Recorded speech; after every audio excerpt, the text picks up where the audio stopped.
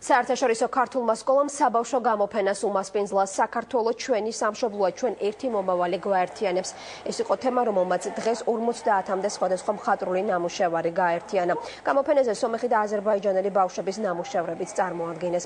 ღონისძიება საერთაშორისო ქართული სკოლის ხელმძღვანელობის, ასევე არასამთავრობო ორგანიზაცია Generosity-ს ეთნიკური ინტეგრაციისა და საგანმანათლებლო ცენტრთა ასოციაციის ორგანიზებით ჩატარდა. მას აზერბაიჯანის საელჩოსა და განათლების სამინისტროს წარმომადგენლები დაესწრნენ. საერთაშორისო სკოლა მასპინძლობს მარტვილში მცხოვრებ არაქართულენოვან ბავშვებს, რომელსაც შექმნეს ნახატები თემაზე საქართველო ჩემი სამშობლოა. ჩვენი სკოლა ემზადება დაახლოებით ერთი თვე ამ გამოფენისთვის.